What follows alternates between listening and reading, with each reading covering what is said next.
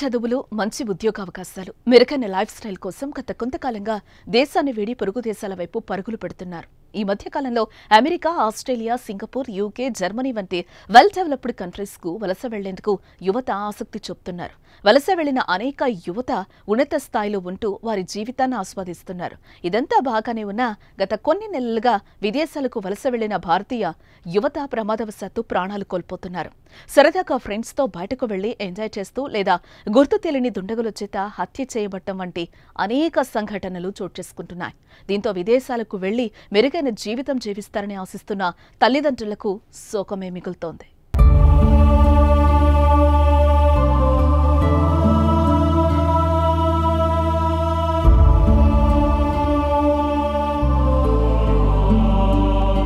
అమెరికాలో గత నెల సిద్ధాంత్ విఠల్ పాటిల్ భారత యువకుడు మరణించిన విషయం తెలిసిందే. అమెరికా కాలిఫోర్నియాలో ఉన్న మోంటానాలోని గ్లేసియర్ నేషనల్ పార్క్లో నీట మునిగి ఐటీ ఉద్యోగి మరణించిన ఘటన ఆలస్యంగా వెలుగులోకి వచ్చింది. భారత్కు చెందిన ఐటీ నిపుణుడు సిద్ధాంత్ విఠల్ పాటిల్ అమెరికాలో స్నేహితులతో కలిసి గ్లేసియర్ నేషనల్ పార్క్లో హైకింగ్కు వెళ్లి ప్రమాదవశాత్తు అక్కడి నదిలో కొట్టుకుపోయాడు.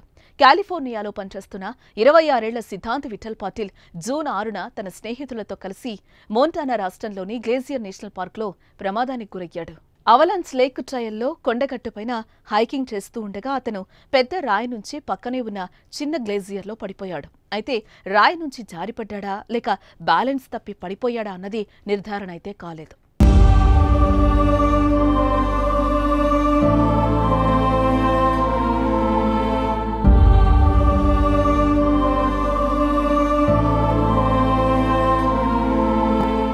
ఈ మేరకు ఆ సమయంలో సిద్ధాంత్ మృతదేహం లభ్యం కాలేదు. అయితే ఇప్పుడు తాజాగా లభ్యమైంది. రేంజర్లు లోయలోని రాక్ దగ్గర మృతదేహాన్ని స్వాధీనం చేసుకున్నారు. దుస్తులు, సామగ్రి ద్వారా మృతదేహాన్ని గుర్తించారు. కాలిఫోర్నియాలో నివసిస్తున్న సిద్ధాంత్ పాటిల్ అనే భారతీయ యువకుడు జూలై 6న అమెరికాలోని మోంటానా రాష్ట్రంలోని గ్లేసియర్ నేషనల్ పార్క్లో స్నేహితులతో కలిసి హైకింగ్కు వెళ్లాడు. సిద్ధాంత్ బ్యాలెన్స్ కోల్పోయిన తర్వాత అవలాంచే క్రీక్లో నీటి అడుగున పడిపోయాడు. సిద్ధాంత్ అదృశ్యం తర్వాత చుట్టుపక్కల ప్రాంతాల్లో మోహరించిన హెలికాప్టర్ల సాయంతో సోదాలు నిర్వహించినా ఎలాంటి క్లూ అయితే లభించలేదు. 10 మందికి పైగా రేంజర్లు కాలువ వెంబడి కాలినడకన వెతుకుతూనే ఉన్నారు.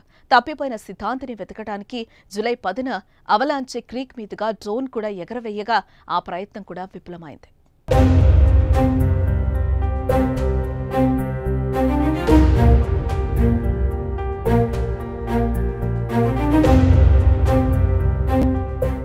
ఆదివారం ఉదయం ఒక పర్యాటకుడు కాన్యాన్ దిగువన ఉన్న అవలాంచే క్రీక్లో మృతదేహాన్ని గుర్తించాడు.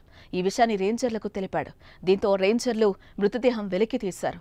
ఐడీ కార్డుల ఆధారంగా ఆ మృతదేహం సిద్ధాంత్ విఠల్ పాటిల్గా గుర్తించారు.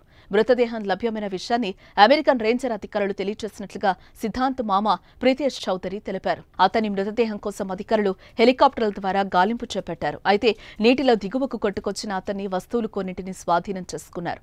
అయితే ఘటన జరిగిన మొదట్లో రాళ్లు, చెట్ల మధ్య అతని మృతదేహం ఇరుక్కుని ఉండవచ్చునని పోలీసులు అనుమానం వ్యక్తం చేశారు.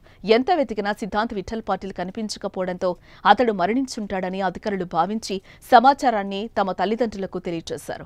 లోతైన లోయలోని నీటి ప్రవాహంలో ఎక్కడైనా చెట్లు, రాళ్లు వంటి చోట మృతదేహం చిక్కుకుపోయి ఉండవచ్చని రేంజర్లు అనుమానిస్తూ రిపోర్టులో పేర్కొన్నారు. కాగా దాదాపు 28 రోజుల తర్వాత సిద్ధాంత్ విఠల్ పాటిల్ మృతదేహం రేంజర్లకు లభ్యమైంది.